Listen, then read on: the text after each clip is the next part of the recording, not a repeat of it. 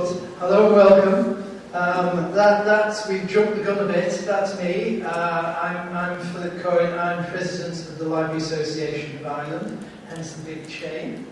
And it's fallen to me to be your MC for this morning. Thank you, Gerald. And it gives me great pleasure to welcome the Summit of the Book to Ireland and to welcome you all here today as delegates to the conference. I'm going to hand over to Professor Vincent Cunnane, who is the President of Limerick Institute of Technology. I'm going to ask him to just give us a few words of welcome. Thank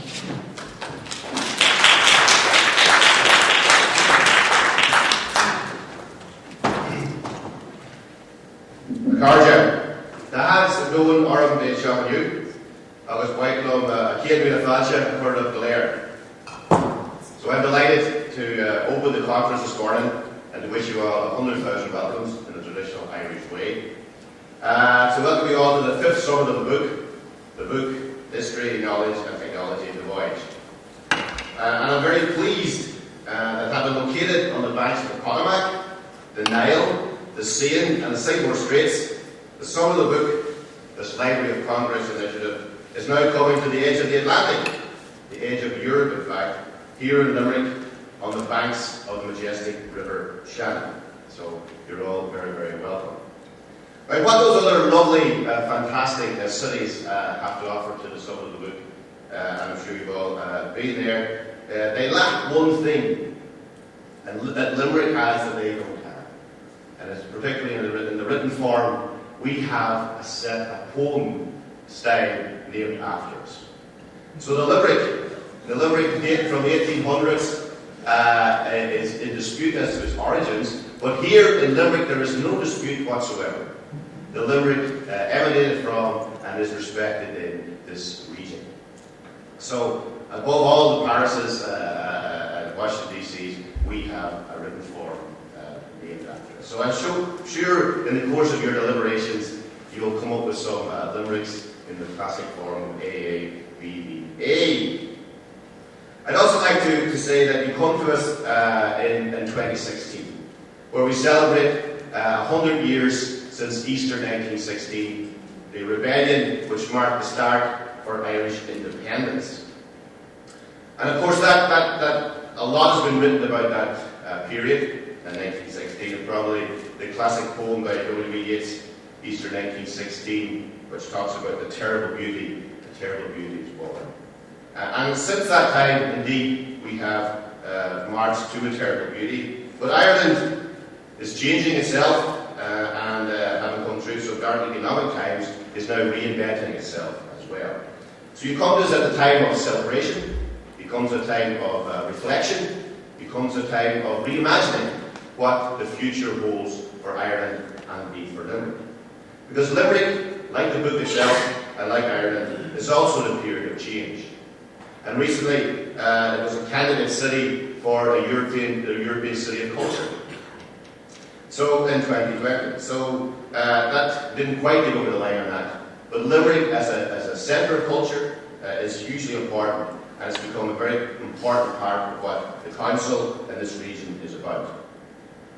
But I suppose in some ways, the Summit of the Book is in fact coming home by locating here in Limerick and Ireland. Because one of your themes looks at the role of translation in the preservation and transmission of culture. And it's here on this island, on these very shores, that during the European Dark Ages, Irish monks and scribes maintained the very record of Western civilization by copying Greek and Latin manuscripts, both pagan and Christian, as the great libraries of Europe were lost after the collapse of the Roman Empire. And indeed they brought their uniquely Irish worldview to the task. And the book was not only preserved, but was elevated to take a central role and a central place in Irish life. So it is here on these shores that illuminated manuscripts like the Book of Kells were developed. And it's from these shores that a network of monasteries like Iona in Scotland, Lindisfarne in England, Bobbio in Italy, and Luxeuil in France were founded by Columbanus. And there are many other examples of Irish monks and other Irish books that found their way across Europe. And these went on to become the mainstays of the reintroduction of learning and study in medieval Europe. Indeed, Ireland became known as the island of saints and scholars. And whilst we have many, many more scholars today, we have many, many less saints. So today, of course, Ireland is still involved with those old manuscripts. And indeed, Ireland translates some of these majestic old manuscripts into digital format. And one of your speakers here this week is Pádraig Mahan. And I have the honour of being chair of the Council of the Dublin Institute for Advanced Studies, of which Pádraig was previous a professor. And he introduced the ISOS project, Irish Script on Screen, which digitises these old manuscripts and books and makes them available on the World Wide Web across the globe. So Ireland has continued its great oral and written tradition down through the centuries, with the impact of many authors felt far and wide. And as you have here Samuel Beckett's quote, "And words are all we have," this guides your conference this week, and is testimony to the enduring impact of Ireland and the impact of its authors in the written form. Last year we celebrated Yeats' 150 years since W.B. Yeats was born.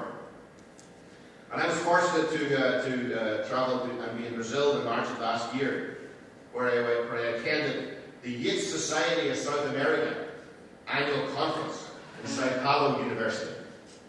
And if this doesn't say about the enduring aspect of Irish literature, then I don't know what else does. So we played our role during the Dark Ages in meeting the challenges posed to the book and to the transmission of the written word. So it's entirely fitting that it's through an Irish Institute Technology now that we address the same questions this week. And here in Limerick Institute Technology, we are carrying on this tradition of learning, and we are delighted as an institute to welcome you to Limerick and this region. And whilst it may sound as an Institute of Technology, we obviously have faculties of humanities and a renowned School of Art and Design. And one of our core aspects of our mission is to promote activities that better the society that we live in. We are renowned for access of education, about the knowledge, about the generation and dissemination of that knowledge. These are all vital parts of our mission. But so is the culture of innovation and the ability to translate ideas into new products and processes. And this region, which you are now in, has an incredible history, which continues to this day in innovation and also in how to embed an innovation culture. Last week I was in China. I do a lot of travel. A country transformed by the economic policies that started in the 1980s and continues to this day. And the driving force for that change is based on the concept of what's known in China as the special economic zones, of which there are now over 400. And these special economic zones are geographically distinct and where different rules, laws, taxation, and other rules of the country exist. And they have been transformative for China and making it the economic power that it is. But what's less well known, of course, is that the model for those special economic zones is based on the Shannon Free Zone at Shannon Airport. Shannon Free Zone was the first tax-free zone of the modern era.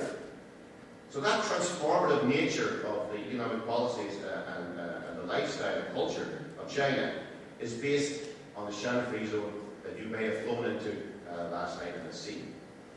And an impact of the very small, such as Ireland, influencing the hugely and extremely large, such as China. And that culture of innovation continued. Many of you will have flown here, of course, because we are an island, so you can either swim or get the boat. But most of you will have come in by aircraft. And of course, aircraft leasing was also invented here in this region, with Guinness Peak Aviation GPA. And 50% of all leased planes in the world are leased out of Ireland. And a lot of them are in China. We have other innovations that I'm not going to go into, but one I hope you will enjoy this week is, of course, Irish coffee, which was invented by Brianna on the banks of the Shannon estuary, and I hope that you will, obviously, maybe it will help actually in the new Limericks that will emerge from this competition. But I hope this spirit of innovation, this culture of innovation of this region, comes to play in your discussions here this week. And that lasting solutions are found to some of the difficult issues you have to address and indeed progress. This conference, this homecoming, allows us to bring leading-edge global scholarship and knowledge in the book and reading here to the west of Ireland. And what an incredible lineup that has been put together. And it's tremendous to see it. And this will help us in this region tremendously.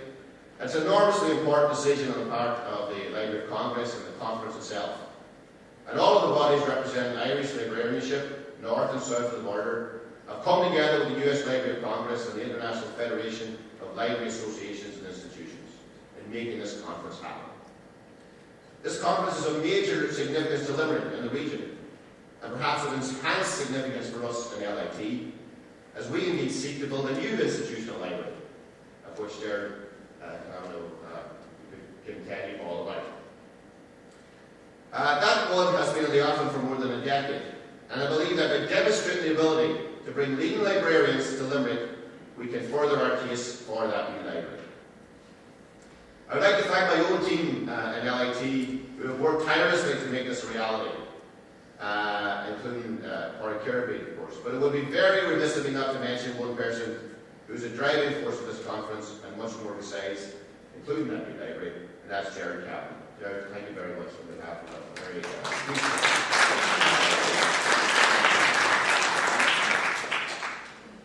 I wish you well.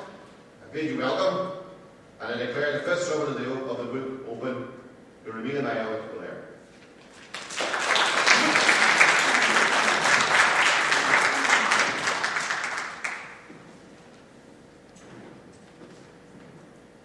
Goodness, follow that.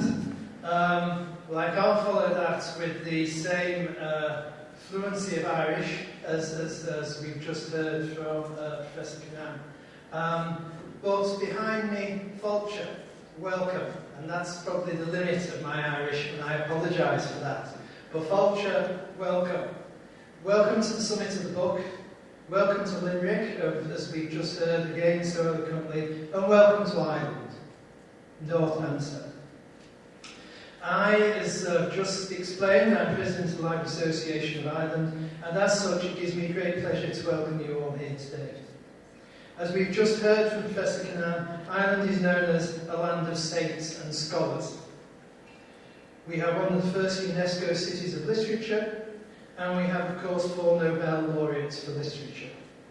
We've got George Bernard Shaw, we've got W.B. Yeats, and to quote another line from Yeats' poem, everything is changed utterly. And maybe we should take that as a theme for today and tomorrow as well. Innovation, transformation in the book, in literature, digitisation, technology, and the rest. So we've got Shaw, we've got Yeats, we've got Samuel Beckett, from whom came the phrase, words are all we have, and then we have Seamus Heaney. All well-known household names in Ireland and further afield. And of course we have James Joyce, the best-known Nobel Prize winner we never had.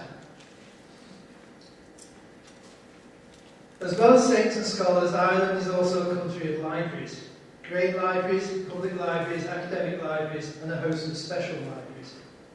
And we're a country of great books. Ancient texts like the Book of Kells. That illustration is from the Book of Kells. And as the librarian at Trinity College said to me last week, we cannot have delegates leave Ireland without the opportunity for them to visit Ireland's most famous cultural treasure. And you have that opportunity on Friday. If you wish to sign up, see Gerald, Porrick or Monica, and they'll sign you up for the trip. But as well as ancient texts, we have modern texts as well. We have a thriving publishing industry, producing print and electronic books in a variety of formats, for a variety of readers in a variety of settings and contexts. And again, see your conference pack for just a small example of that thriving publishing industry. In addition, a large number of our libraries and others are analysing the contents of books in groundbreaking research and digitising books to present them to new audiences in exciting new ways, undreamed of just a few short years ago. All of this and more is covered in the packed programme before us during the next 2 days. And that's not my phone, I know.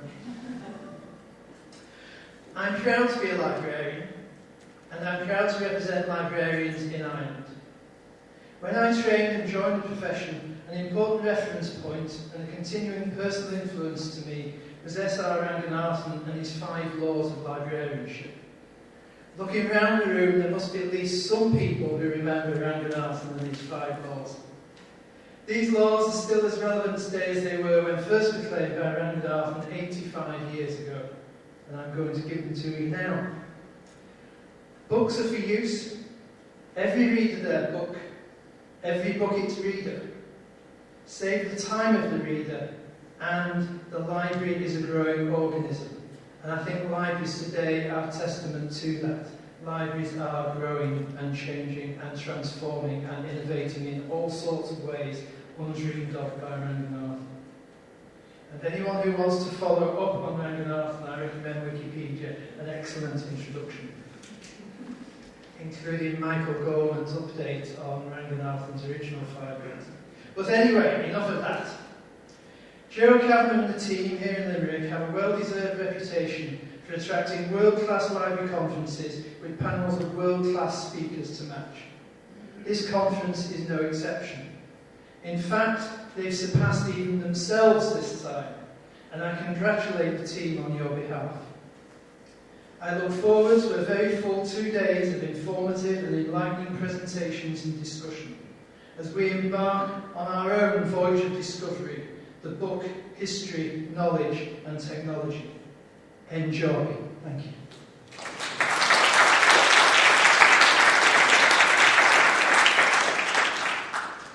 Right. Okay. I think I am, we are organised. Gerald's organised. I'm not sure I'm organised.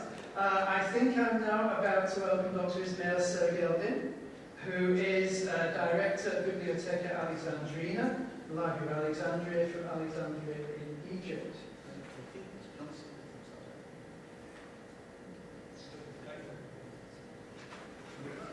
I now turn to our techie guru, who's going to save the day.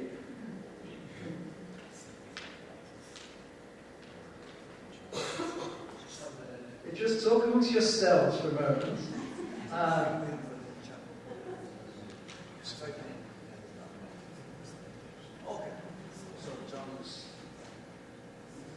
As you can see from the programme, we should have John Tsebe, President of the African Library and Information Association and Institutions, AFLIA, and I thought we loved acronyms, but clearly they liked them even more.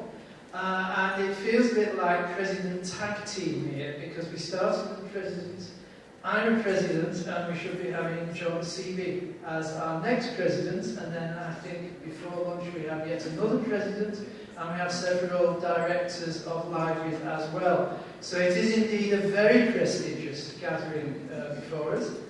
And do the wonders of Skype work? No. Okay, so we are going to move on now. Thank you. We are going to move on now to Dr. Ismail Serageldin, who is going to have his own IT solution. And as you can see from the very full entry in the booklet, very professional booklets for the conference, Dr. Serageldin has a wonderful CV, very impressive CV, and we are indeed very honoured to have him here to speak to us today. We are about to get going with the IT. And it works. Goodness. Excellent. So, if we're ready, I will present Dr. Ismail Serageldin, Director of Bibliotheca Alexandrina. Thank you.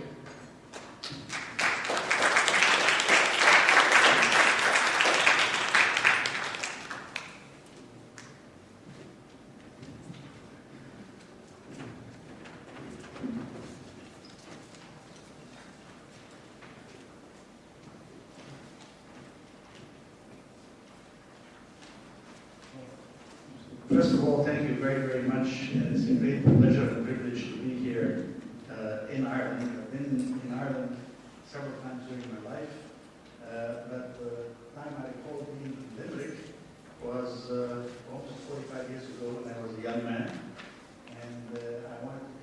carving stone. And my colleague said, absolutely not, you speak too much already. I snuck out and still managed. And as you can see, I'm still speaking 50 years later. I haven't stopped. So first of all, happy anniversary to Ireland for its 100th celebration of its independence. And since we're talking about Limerick, as the president said, you know, I will have one of my own. As beauty, I'm not a star, others more handsome by far, but my face, I don't mind it, for I am behind it, it's the people in front of the jar.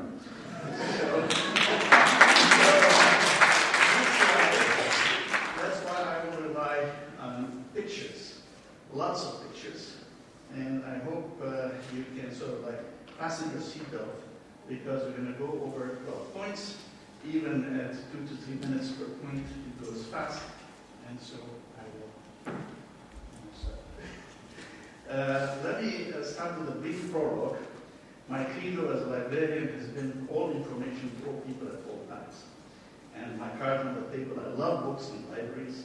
And like Borges, I've always imagined that paradise would be a kind of library. Although my paradise is not so much this kind of library, it's something like this. Lots of beautiful books. But I also recognize the enormous capacity of the new. And even though I love the physical book as an object, in addition to its content, I also see the advantages of electronic books. I carry entire libraries with me whenever I travel in my iPad. But that is just the format. The essence of a book is what will survive any different format. All formats and all evolutions. So what is it? It's a collection of words, as we were just saying, of a certain minimum length, currently taken by publishers to be around 40,000 words. Can be to report knowledge, to entertain, to inspire, to express artistic content, or just because someone felt like writing.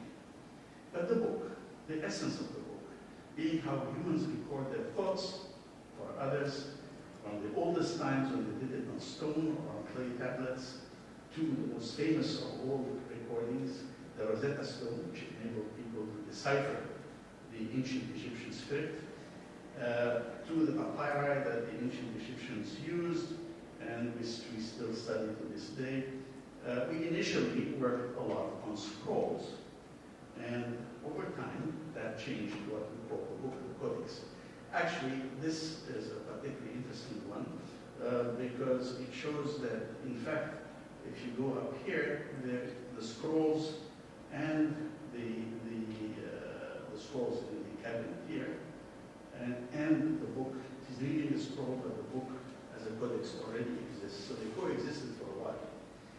And the manuscripts, as we just heard, of course, in the medieval period in Europe were magnificent.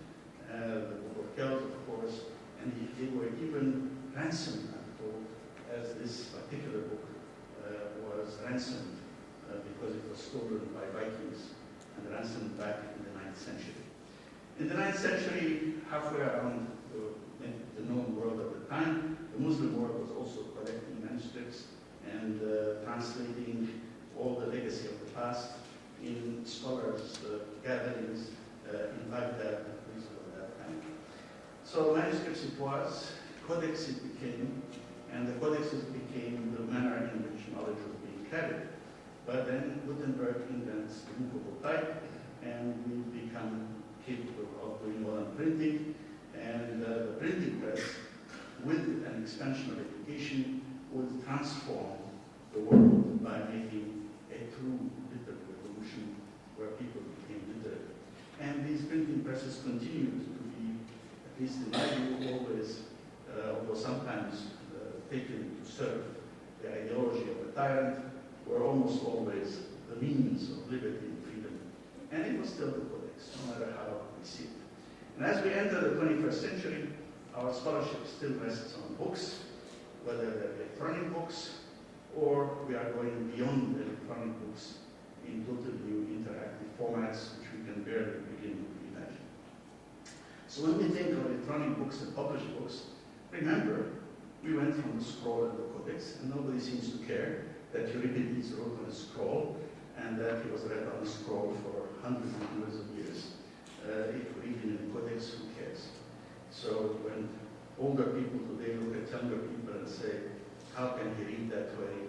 I remind people that in the old library of Alexandria, there were those who looked at the Codex and said, how can he read that way? After all, we're so used to reading in scrolls. So let's trust our youth. I think they will come up with their own books. They will figure out how to publish and distribute them. They will invent the future. But we are now on the cusp of a major revolution. And the future can be great, but we need to think a bit more about it. For we are told that we live in the information age.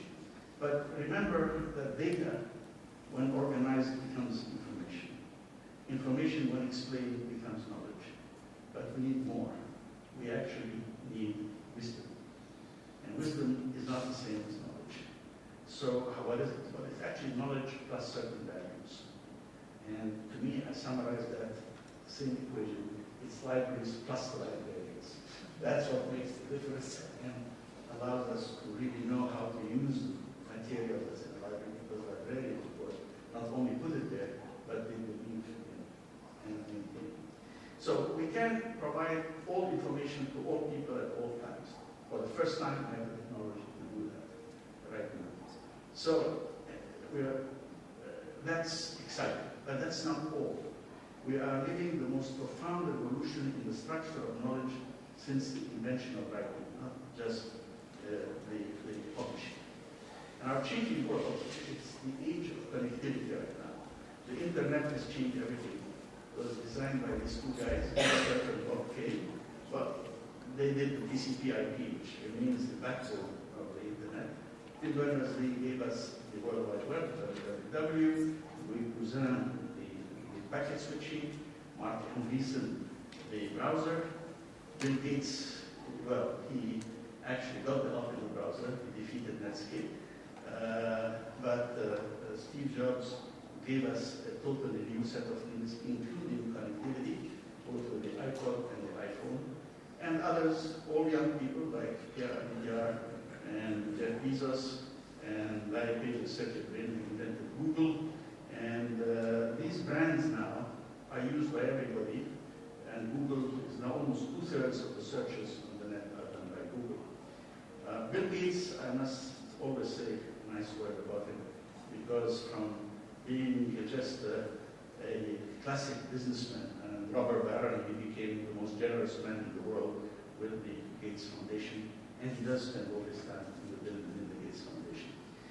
But these are the pioneers, and the internet revolution is going on with explosive growth that cuts across all borders, that allows us to be connected at the speed of light.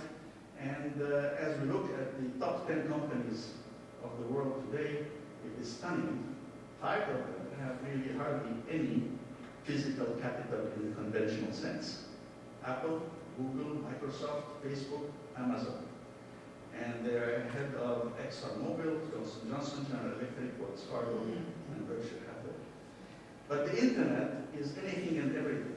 And it has a lot of information of a very variable quality, including all sorts of lies, from Holocaust deniers to people who claim that climate change is a Chinese hoax, and all sorts of other things. But as we connect more and more information, which was really the first part of the web, we connected people between 2000 and 2010, with Facebook having more than 1 billion people in less than 10 years. We connect knowledge now, and Sir Tim Berners-Lee and others are trying to connect the semantic web, which is not with objects, but with concepts and ideas. So would that constitute a form of intelligence? I don't know, but we'll see where we're coming right now in a while. Social connectivity dimension can no longer be ignored. It has become a central part of the world in which our children are growing up. But what I want to sort of alert you to is the speed with which this is happening.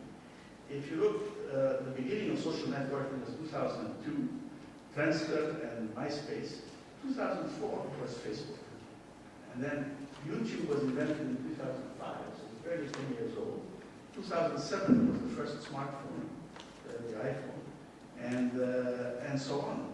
So the speed with which its penetration has reached the rest of the world is amazing, even the poorest countries. And above all, there's been a transformation where now, if you look at the way knowledge is being generated around the world, it's like this living, vibrant, changing, interconnected, huge brain the size of the planet with neurons firing away at all moments from Brazil to China to Ireland to Egypt to Canada, etc. And a lot more has been going on. But the marriage of the internet and the mobile phone has changed everything. So we have a whole new generation now. And this picture speaks for itself, I think. But this one's even better. This is the Rijksmuseum. And that's, of course, the Night Watch by Rembrandt. I, being an optimist, I'm saying that the kids were so taken by Rembrandt's picture that they're texting their friends, "Oh my God, you gotta come here and see this." But I don't think that's quite true. But I like to convince myself that this is the case. But you know, also about driving, going on a date, watching a game, at the beach, in another museum, in a restaurant, coffee, in the metro in Japan, anywhere and everywhere people are texting, reading, sharing. And that sort of creates a little bit of intergenerational problem in communications, which they're not quite listening to what some of us elders would like to pass on. So will our beloved books have a place in this new world? Look at this nice picture of the kids in 1929 reading books. That's today, slightly different, but they now can read books on their mobile phones as well. So the picture is changing, but I still believe the book has a central part in it. There's a lot more to come. Now, a lot more to come is big data, and the revolution has come on our way. And the amount of information we have is horrendous. How will we handle it? Well, it's already being done under the euphemism of cloud computing. Cloud computing is, of course, not in the clouds, it's in remote computer farms. And we're increasingly putting everything and backing up everything into the cloud. So Amazon has been gathering data on each of us. So when I collect, as a matter of fact, buying the poetry of WBAs, it says to me, customers who bought this item also bought the following. So instantaneously in real time, they're updating my profile, comparing it to an enormous amount of profiles, processing it, and coming back with a proposal as I'm clicking on it. And then they're not the only one. So Google, Yahoo, others, everybody has been doing this. And these vast computer arrays sit in distant places. Now Snowden showed us that the National Security Agency of the United States was capable of, in fact, monitoring everybody's phone calls. Billions and billions and billions of phone calls, and they could still sort them out. I thought it would have been almost too big to be able to be done. But it can be done. This is the operations center of the NSA near Washington, D.C. And that's the NSA building. Notice they have a lot of space around them in the parking lot and so on. And of course, after the Snowden revelations, there was a lot of saying, mea culpa, sorry, we're not going to do it again. But they just broke ground for doubling the size of the building. So I leave you to draw your own conclusion. What they're doing by doubling the size of the building, they're not going to do. But commercial people aren't waiting. They're building huge databases on everybody. Now, just how big is this big data? Well, back in 2007, in the University of California, they estimated the entire sum of human knowledge to be 256 exabytes, from the cave paintings all the way to the latest bestsellers. And now that's about 15 libraries per person on planet Earth. So what is it? Well, first of all, that was in 2007. Today, the amount of traffic on the internet is 2 exabytes per day. So 256 exabytes is the entire legacy of humanity, 2 exabytes per day. So we're adding data at a much faster rate than ever before. So what's an exabyte? Well, it's a billion bytes, but that doesn't help much. So I thought with all respect to John and my friends at the Library of Congress, I would take the Library of Congress as a reference point. If all the text in the Library of Congress was digitized, text, not images, 1 exabyte would be 100,000 times more. So every day we're adding 200,000 times more than the entire text of the Library of Congress. And so the big data is here. And we're not talking about exabytes anymore. We're now talking about zettabytes. And the zettabyte is 1,000 exabytes. Well, after all, if you put more than 2 exabytes a day times 365, you're getting close to a zettabyte. And actually, by the end of this year, we will exceed the zettabyte boundary.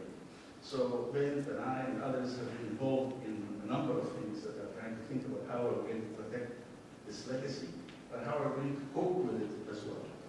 There's technical preservation, physical preservation issues, but we know so far only a very little bit about big data, and we know very little about where privacy is going when everybody is putting their own information out there. So we have new ways of looking at big data, and guess what? Our computers are becoming more central than ever.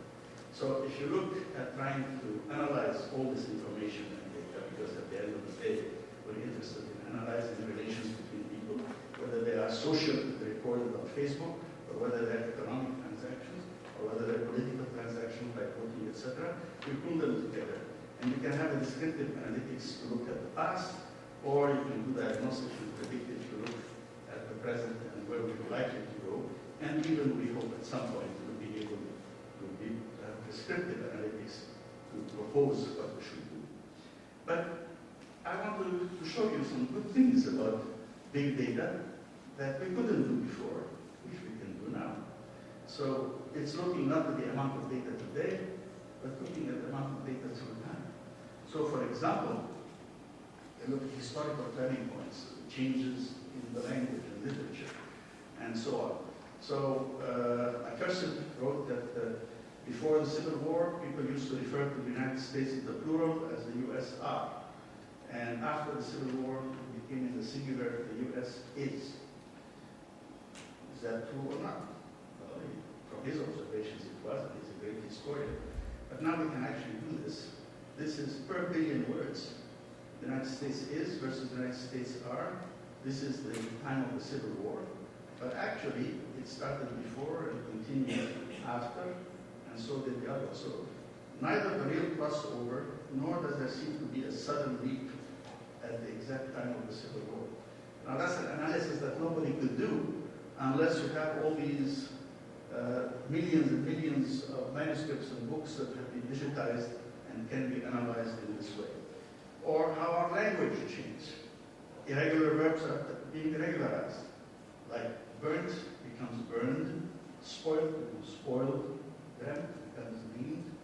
And so we can actually also do the same thing from 1800 to 2000, and we see where the crossover points occurred, and where in fact the language, the living language is changing. We can even track it, the living language, and how it changes almost like we track the EKG of a patient over time. So there's a lot of nifty things that we can do in cultural studies that come out of big data. So it's not just something to be, oh my God, an archivist's nightmare or dream, whichever you want. And we can look at the entrance of new technologies. How many times are railroads referred to in written material from 1800s onwards, and then radio, television, the green one, and of course this almost vertical line here is the internet. That's how many times it's referred to now. So we can see a lot of things. And we have to recognize that the world has become a very complex place. It's not just complex systems in the physical terms of like gases and so on. It's what do modern cities look like? How do they interact? Global economic transactions. Now, mechanical systems really just repeat the motion again and again, almost indefinitely. But complex systems tend to evolve, so the study of complex systems is very different. And we have techniques that are now developing out of this big data for that kind of system analysis from simplified flowcharts. We're also getting into something totally new. It came from the gaming side initially, and from the caves, as we used to call them. The caves are the computer screen that you enter into and you can manipulate things inside that screen. So virtual reality is now everywhere. It's going to increase 60 times between 2015 and 2020. In 5 years, a 60-fold increase of virtual reality applications. It's projected to increase 61-fold, it will take an amazing amount. So it's now being applied in education, as you can see, in research, in medicine, in machine design, in very different glasses by Samsung and Google. This is analyzing an engine that's all different parts, and they can move a jet engine like that and look for how pieces can be moved into it. And in games, of course, is where it's getting a very big boost commercially and otherwise. And the gaming share of traffic will double by 2020. So internet and video is now moved to TV, and links are growing by 50%. And virtual reality has come to video on demand and is now available in that situation. And it's gradually finding its way into everything we do.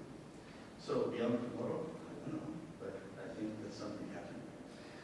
What I can tell you immediately, I don't even call it beyond tomorrow, I mean, it's literally in the next 3 years, is the internet explosion.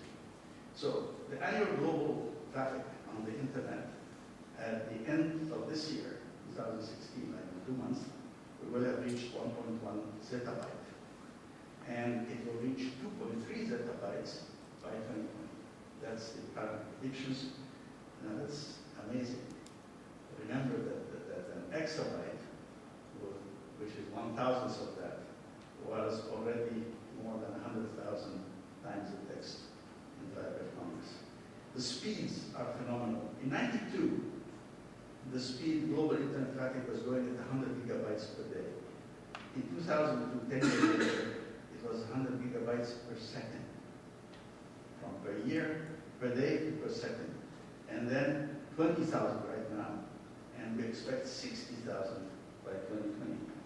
And that speed is amazing. So we are going to treble over the next 5 years. And smartphone traffic, that marriage of the telephone and the computer, is going to exceed computers by 2020. And this is the speed, this is the compound annual growth rates. For PCs is about 8%, but for smartphones it will be 60%, tablets 40%, M2M 44%. M2M stands for machine to machine, which means actually devices that will speak to each other without any human mediation. So that's going to grow over 40% per year. And we will have devices connected to IP networks will be more than 3 times the global population. It's now twice, 3 times the global population by 2020. And mobiles will be the lion's share of that. In fact, mobile data will increase between last year and 2020 8-fold. 8 times will increase the traffic on mobile phones. Now, this really, all devices will be interconnected. Wi-Fi will be everywhere, backed up in the cloud. We expect global mobile traffic to outpace global fixed traffic by a factor of 3. That means that people using desktop computers will be overtaken by mobile handheld devices 3 times as much. Video is increasingly distancing text. So in fact, 82% of all IP traffic in 2020 will be in video. So increasingly, I used to get people sending me links to articles and essays, books. Now I get links to YouTube presentations. That's what we do. So it will grow 4-fold. And more importantly than sheer size, however, is that there is a real knowledge revolution. And the 7 pillars of that knowledge revolution, although they are intertwined, I will break them up just for convenience. I'll start out with parsing a life in organization. All our lives have been used to having individual volumes, books or essays or articles. It was like bricks, that you could build a whole beautiful structure with individual bricks, and where you know the contribution of each brick to the overall structure. a matter of just digitizing that, is that the parsing has changed. And as a result of that, what I used to call the documents were dead in the sense that they don't change. So if both of us have a particular edition of a particular book, and we open page 153 and look at the first line, it will be the same, and we come back 10 years later and it will still be the same. On the other hand, if I give you a link to a website, 2 hours later you go there and it may have already changed. The websites are alive and being constantly changed. So the reality of the structure of how knowledge is kept, maintained, updated, etc. is changing rapidly, and web paging is doing the new parsing. And when we get to the semantic web, which is not too far away, we'll be able, in fact, to have a much more complex interaction with the web. In the meantime, we librarians and we universities and departments in universities are still maintaining a very old-fashioned classification of knowledge areas. The social sciences will do decimal classification. This is a mapping that was done by the New York Times that shows how vast new fields are developing and how they're interlinked with each other. And if you can drill down into that, you can actually, from the actual uses of people, find out what the pattern looks like. This is social science links, for example. This is natural science links. So we can actually redesign the links as we go along by what is happening. And that's important because new fields are being invented all the time. There's augmented reality right now. There's providing information by push. A doctor can get immediate information on a patient when he has an accident. And of course, there's the pulsating brain that I mentioned before. The second part is image on text and image with text. We humans are much, much, much better at processing visual information. And just imagine, I mean, I can show you this picture of these pine cones and describe it. It's much easier to see the picture. And there are many positives. If you open a door for only a second, you'll be able to see whether the room is filled or empty, whether it has windows or not, what kind of color are the walls, whether people are sitting informally or formally, whether machines are being interacted with or not. In a fraction of a second, just open the door and close it and process all this information, because that's how good we are. So we analyze visual data much better, and it's useful for medicine, for lots of other things, including looking beyond the visual range, such as heat, which can be used also for tomography. And this, of course, is a map of the metro of Tokyo, which I defy anyone to describe in just words. I mean, you wouldn't be able to use the metro if you follow descriptions. So we see different things ever more powerfully and so on. Third is the machines. With the exception of pure math and some existential philosophical questions like what's the purpose of the universe and what's the meaning of life, every other field of knowledge, humans will need machines to add and retrieve, extend our brain in ways that couldn't be done before, but we can't do it without machines. And we're surrounded by amazing complexity, as you all know. The old-fashioned engineering, no matter what we thought was very complex, is not really complex. So our algebra and geometry could deal with the pyramids, but it can't deal with the clouds. So we need a new geometry for life and nature. The fields of knowledge are changing. Convergence means that once we had biology, we had chemistry, and now we have biochemistry. Well, we now have bio, info, nanotechnologies. We are in a new convergence area, and these convergence areas are incredibly fecund in terms of how knowledge is being created. And there's also transformative research. I believe, I will say something very dramatic here, I believe that the social sciences will be completely abolished and dead in 10, 15 years from now. All the social sciences. And I said that in New York recently, and I was challenged, and I said, I'll give you an example. Biology. Okay? The discovery of DNA and the availability of high-speed computers has totally transformed the field of biology. Look at biology and taxonomy, and work like that was done from the late 19th to the 1960s, or 70s, and look at biology today. The people who worked in that wouldn't recognize the RNA, DNA, and all the gene splicing and all the kind of things which we do today. We've created functional genomics and structural genomics and metabolomics, and entire new fields have been created. Biology is still there, but it's no longer the same.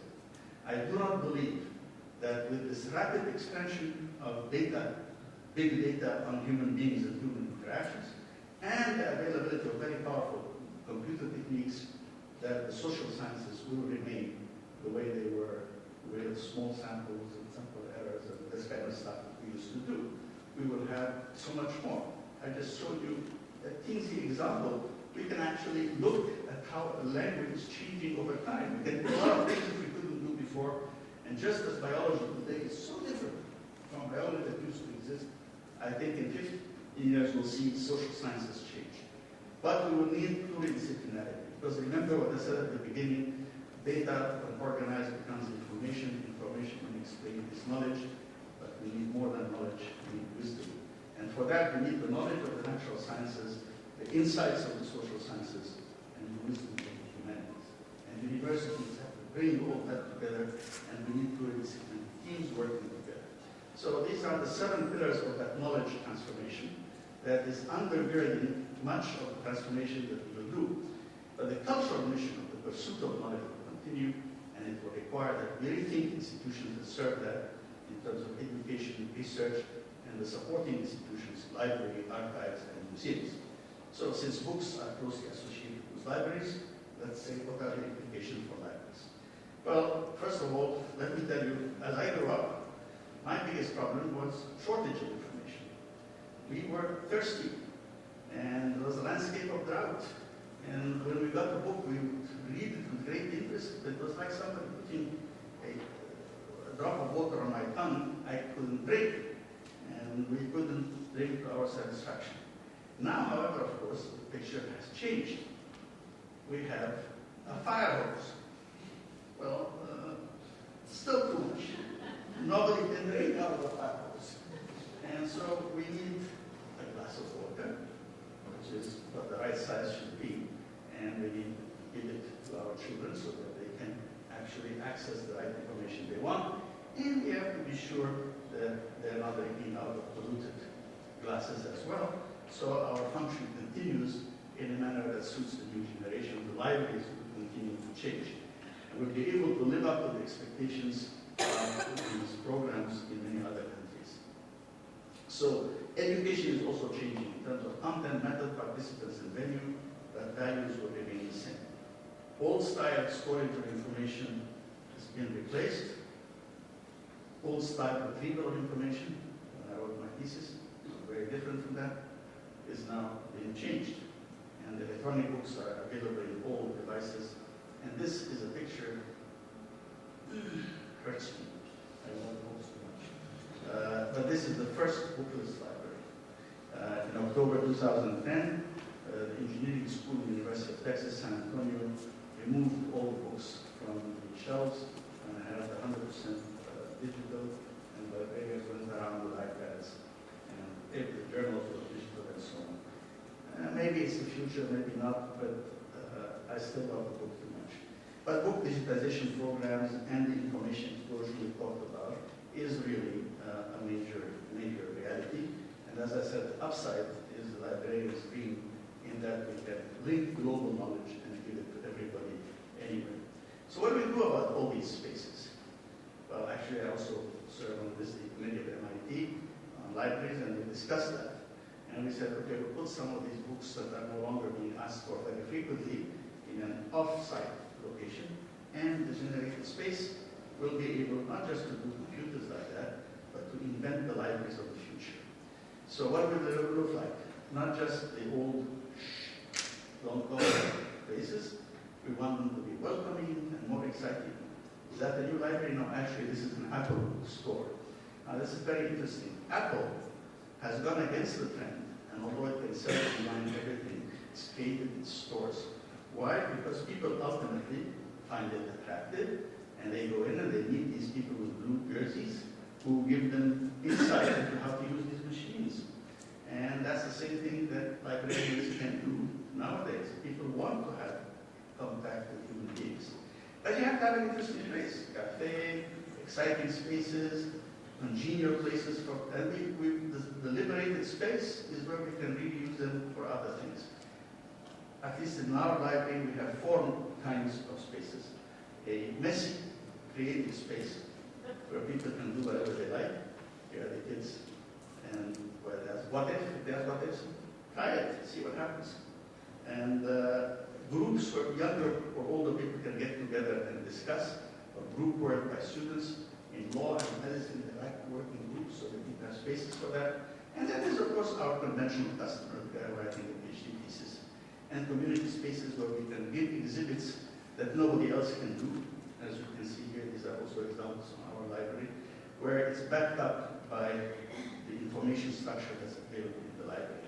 And we have to be ready to change whenever it is going to happen. So beyond these 7 pillars, big data, connectivity, there is the last point, artificial intelligence. Now, we've been searching for artificial intelligence for a very long time, and one of the oldest statements was made by Martin Minsky in 1950, who said, that doesn't look people, give them 3 weeks to solve it. That was 1950, and we're just working at it now. But 1997, Deep Blue defeated Garry Kasparov in chess. 2016, the AlphaGo program of Google defeated the world champion. And today, still, the human brain is about 1 million times more powerful than the most powerful computer. But what happens when computers become 1 million times more powerful than a human brain? So what is artificial intelligence? It's intelligence exhibited by machines. Turing designed the ultimate test for that. But we are building machines today that are becoming more and more intelligent with incredible speed. And it's been estimated by McKinsey that the AI revolution is 3,000 times bigger in its impact than the industrial revolution. Because it's global instantaneously, it's moving at a very fast pace compared to the industrial revolution. Remember the wrenching in our history books about what the industrial revolution did to humanity. Now we're moving at speeds that are amazing as our machines, our software are building these new intelligences. It's impacting everything. Here's an example. We were to be very good at visual recognition, human beings. Just a few years ago, 2011, the best computers could do was 75% accuracy, 25% accurate. Humans were about 95% accurate. I could see pictures, not the same picture, but I could see different pictures and I said, oh yes, I know, that's Sandra, that's John. I could recognize people. That's a great human skill. Well, not anymore. Computers by 2015 have caught up with humans and were better at that skill, which used to be one of our skills. There's an enormous increase in financing of startups for artificial intelligence. And the questions are being posed seriously, how much autonomy, how much thinking can you give to a machine? We can simulate the neurons in the brain by an architecture called neural nets, it's a layer cake structure. And as you can see now, machines talking to machines mean sensor structures, and we have driverless cars. There's a Google self-driving cars here, you can see. This is the interior for a Mercedes driverless car. And in facial recognition, which again, that used to be something humans were very good at, humans are about 97.6, 98, between 97 and 98% accuracy. Well, today, 2014, all the programs are defeating humans. And they're already being very useful. In 2011, Watson defeated humans in Jeopardy. Watson is today working with nurses in a cancer ward in New York. And in fact, 90% of the nurses say, we do whatever it says. And when asked why, they said, because it's always right. That's an interesting observation about where we're going. And we have drones and robots for agriculture, and for landing aircraft, for doing surgery, for music. They can even play the violin with the dexterity of the fingers, the trumpet. They can conduct music, as you can see. And I have lots of dealings with biorobotics, bring them to the library. Here's little Now sitting in my lap, but he left me to go with supermodels, as you can see on it. But will they replace us? Well, the best guess is that they will remove 28% of the jobs, but they will give us a chance to create 35% new ones. But mind you, they're not the same kind of jobs. And we'll have a dislocation in our societies of a magnitude that is astounding to deal with this. So it looks like they will help us. And we're back to having likable robots and R2D2 and all of that. But we can use some very old technology to deal with something. This one I like. This is what happens when the new machines become annoying. You can always go back to a medieval technology. Alexandria. Actually got rid of the pesky drone. So how about that? Well, today the last thing I want to say is that machines learn by themselves. This is a new development, a qualitative change, like recognizing a cat. All these different pictures, machines can now by themselves learn this is a cat. They recognize that in every one of these little furry kittens, big cat, small cat, there are cats. And that's another thing which we used to be good at, as I showed you, and they're now better at it than we are. So they're on their way to be able to learn, apply problem-solving skills autonomously, the pieces are falling together, and the question is, will the emerging intelligence become self-conscious and sentient? Will they care about us? Can machines think? Books are being written about that, seminars are being held. They are being very useful, but will they write books for us? And what would they say if they wrote books? Remember the Terminator movies? That's about artificial intelligence taking over. Well, maybe, maybe not, we don't know. Malevolent robots, will the machines destroy us? Will we become cyborgs, as Ray Kurzweil says? We will actually meld with the machines and become one. All I can tell you is that all the threads that you see here are converging, and artificial intelligence is ready to be launched. But what will that new autonomous learning and development do? And so, concluding, the world is changing very rapidly. The books as vehicles for communicating our ideas will remain whatever the format they're recorded in. New technologies will open new possibilities, but also require new analytic tools, and ever more connectivity and information will be needed to make better decisions. But the values governing the choices we make are the only lasting thing. And let us always, therefore, remain open to the new, not be afraid to take risks, and trust youth. We're just at the beginning of a new era that will exceed all our imaginations, and with incredible speed of change. And I don't know where it's going, but books will survive this new age and will even thrive. For books are eternal. And the youth of this coming generation will handle all that. They'll write their own books in their own way, but it's the dawn of a new age, so let's embrace it. Thank you.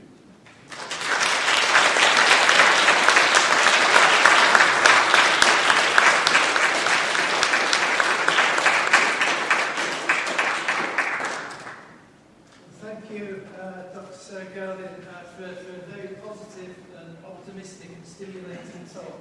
Are you willing to take questions? Yes. Do we have any questions from people in the audience? Yes, please. I'm really interested in the big data question and suggestions you made. Do you have any suggestions for protecting our user in the big data era?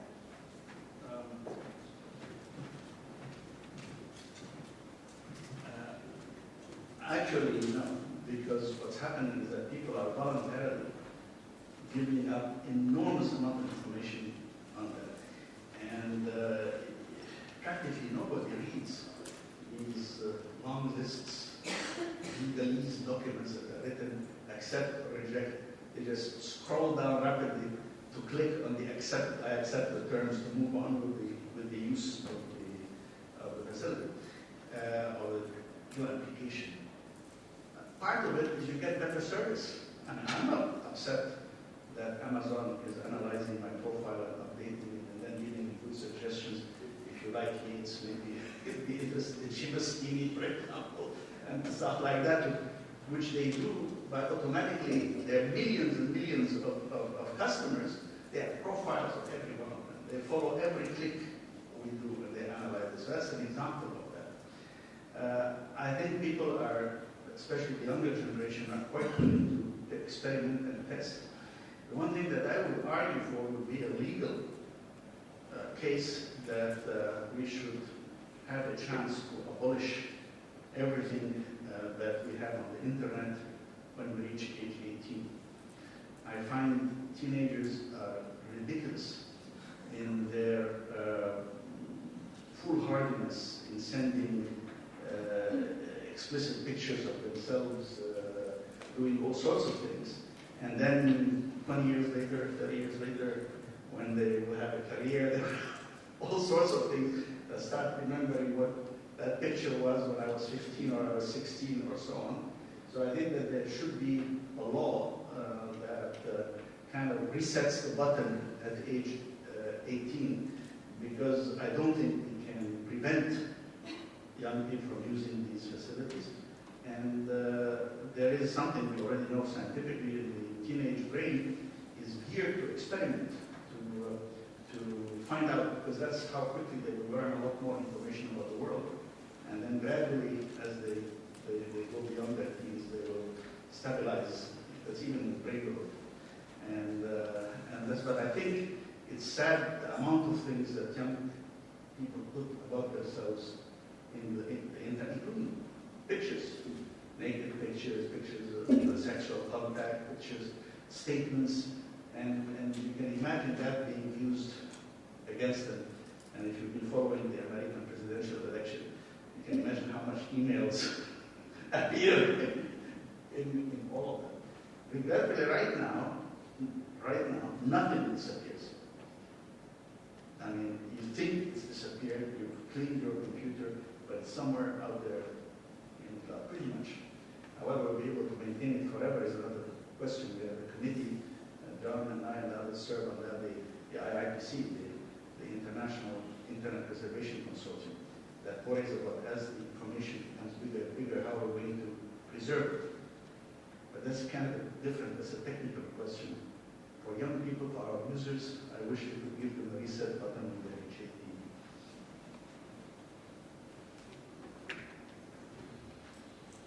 Yes, please. Thank you very much. Just very interested in when you talk about values as one of your main conclusions, and then when we're talking about AI, at what point or how do librarians or institutions respond to the idea that if AI continues to progress, you're talking about it becoming a kind of a sense of self-consciousness, how do we instill our values that we've done all of this with, if you like, into that idea of AI so that it has an ethic of itself? I know there's some kind of talk about in computers, if you tell them you have to get from A to B, and your job is to get from A to B, eventually when it becomes smarter, it goes, I can get to A to B, but I might do something terrible in the meantime, but I don't care about that because I just need to get from A to B. And it's, you know, when you have so much useful information, do you have any thoughts on how we try to teach the computer our values at the same time as we're giving it all of this information? Well, in these conferences on biorobotics that I've mentioned that I've been involved with, already 3 years ago, Cunnane was speaking about the ethics, can we program ethics into a killing computer? And the argument is not as crazy as it sounds initially. His starting point was that whether it's good or bad, I'm telling you, we will have lethal drones, like we have drones right now killing people. And the big question is, how much autonomy will we give them? At present, there is still some guy sitting halfway around the world watching on a screen who says, fire or not fire. But then the question, because these are profound questions, he said, but we know something different. And the US actually published these figures, good for the US in publishing it. They asked people returning from the field in Afghanistan and Iraq. And these are soldiers who fought in these small combat group battalions. And the question was, if you saw your colleagues shoot a civilian, would you report it? And 47% said no. That's a different situation. This guy saved my life 2-3 times. Who knows whether that person had under his jalaba a weapon or not? No, I'm not going to report it. I would not. So that's an actual figure, 60%. So what would be technically considered a war crime would not be reported 50% by humans. So somebody said, well, a robot would report it perfectly, 100% of the time, because you have it on film, they recorded what's happening, real life action. So the question is, would you give autonomy to such creatures? And when you give them autonomy, would you give them parameters and tell them, for example, if you estimate the collateral damage that's likely to rise from firing to exceed 30% or whatever it is, then stop firing, things like that. But then human beings are not very consistent. So this question was posed for the driverless car. They asked people, would you like us to program the driverless car? That, of course, it will try to avoid accidents and so on. But if an accident is unavoidable, that it should minimize loss of human life. Yeah, of course. Who would disagree with that? Okay, now you realize, if you're sitting in the car, and a family of 3 jumps in front of the car may kill you because it will destroy itself. Wait a minute, I didn't agree to that. I'm not giving a car that I ride in the right to kill me. I don't want to do that. But 3 lives, 1 life, so who decides? So these are very complex problems, and we are right now beginning to think about these issues because the machines are getting there. I mean, they are rapidly moving towards where they can make autonomous decisions of that kind within certain parameters, but humans are having a very difficult time agreeing on the parameters. And that was what was predicted by eminent social scientists like Kenneth Arrow and Amartya Sen and Eric Maskell in what is known as the social choice theory and the possibility theory, that people will not be consistent on it. So I don't know how it's going to be resolved. In America, they have a very special way of solving these questions. Just go ahead, there will be lawsuits, and then the outcome of the lawsuits will determine what we do in the future. they actually, this is not a joke, this is a real statement that I got from people, because there's always the question of the liability and who's going to do what and so on. Thank you for your talk. How would changes that you've outlined that are happening change design and impact design for future libraries which are now in hand to be built? The change in what for the future then? Is there changing concepts? The design, yes. Well, I mentioned that, in fact, you would liberate space by removing much of the stacks. And we put them in off-site storage. And if somebody really, really wants to see that particular book, we can send for it and bring it back the next day. It's not, right now, we used to do it by interlibrary loan, occasionally for particular books. Now we can get it back from an off-site storage. In so doing, within the same building, you would liberate space that then can be reconfigured for the utilization of these kinds of spaces that I showed you. Because obviously, in many situations, libraries are in the middle of the campus, they don't have easy space for expansion, so conversion can be done as well. We looked at, actually, in the MIT case, which is where we discussed that, as I mentioned, I was on the visiting committee of that. We said, why are the undergraduates, who are among the smartest kids in the world, MIT, not using the library as much as they used to? And what space are they actually using? So it turns out they're using the common rooms and the doors. And they are the messy, etc., which is sort of, we librarians who like order and neat and organized and clean and so on. So the idea of this messy stuff is not exactly anathema to most of us. But we said, look, if this is what it takes to bring the kids to interact with the library, this is the new generation of users. This is not just a casual user in the street. These are the smartest kids. They are our kids in MIT, so therefore we should provide them with what is needed. So the question came out of the space. And the answer of the space was that we will liberate space for moving off-site storage of parts of stacks and reconvert.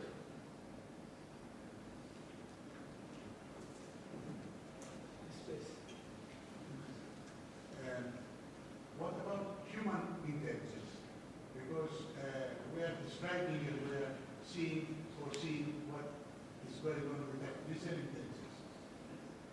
But I believe there is, in all the sciences we have today, there is a lack of this, how to say, philosophical stance, or even social traditional cultural, how to say, image, for example. I was astonished that you said that the social sciences would radically change. I believe not. In a sense, we very easily see what will happen in technology like artificial intelligence, because it goes by itself, not somehow. But I believe what is astonishingly lacking in all our predictions is what will happen with human intelligence. Because we are talking with the book, for example, with our own image of the book, which, like I used also, is a printed matter with your hands. But for example, my daughter or our grandchildren will not have the same conception of the book. So they are used to combine millions of images at the same time, using the smartphone keyboard 1 million times faster than I do with my computer. So I believe there is a strong dynamics on this. I don't know why this is not emphasized from any perspective. No, I mean, well, first of all, you're absolutely right, but secondly, it is emphasized in 2 ways. When I started preparing this lecture, thanks to those who invited me, I had 2 ways of going. I was thinking initially of returning to the values that we maintain, and I come from the Arab Middle East, and looking at Egypt itself as its own problems, we're looking at Libya, Sudan, Somalia, Yemen, Syria, Iraq, etc. You know, what's happening in the world. It's a very moving picture in the West Bank of a boy in the middle of rubble carrying books, and questions of books or bombs, and other questions of children in the midst of bombardments. It's terrible. So we have to ask ourselves, how did we go astray? How we're destroying our cultural heritage, including purposely destroying it as opposed to destroying it as collateral damage. So, but then I thought, well, that's one set of challenges. But the other set of challenges is really how we're going to move smoothly from where we are into a future which is being transformed at an incredible speed. And I figured that for the beginning of a conference, this would be more uplifting, while the other would be incredibly depressing. I find looking at these big, I find it difficult to listen to the news. The pictures are every day getting more depressing. And it's not just Syria. If you saw the pictures about the famine and starvation in parts of Yemen, you saw the pictures in South Sudan. So I said, no, let's choose this side to highlight. But you're right, it's not the only side. There are many other aspects of human intelligence that need to be uplifted. I just barely mentioned that on the values side, the importance of the values. But that will be another talk for another day. Thank you. I think we're now due for tea and coffee break. I'd just like us to thank our speaker in UK.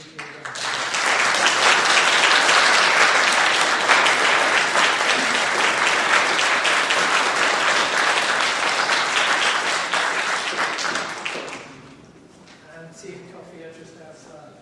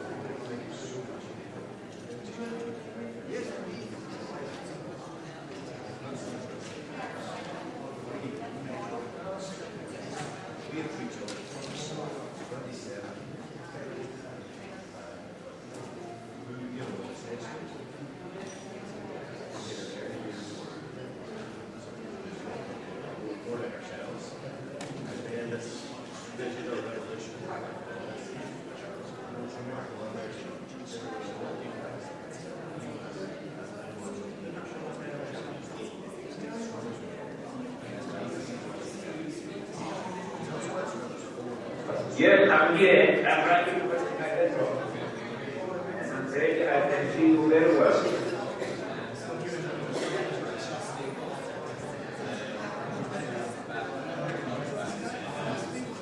And how is my picture?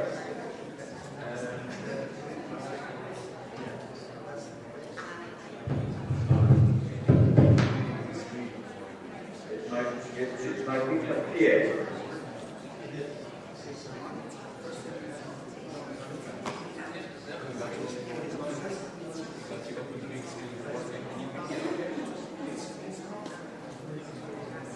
Yes, I can hear you very well. And can you also see my elegant shape from the African Library Association?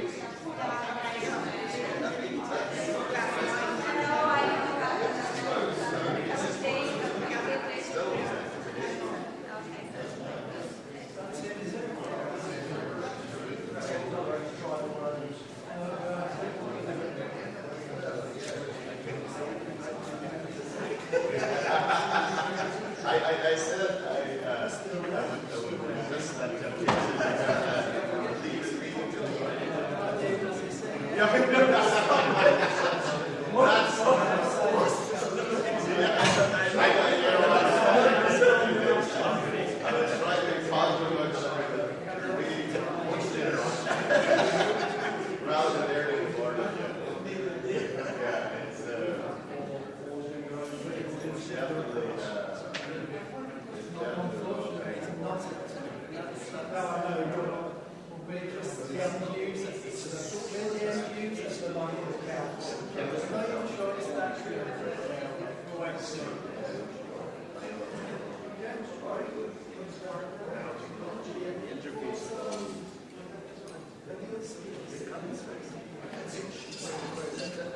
Thank you.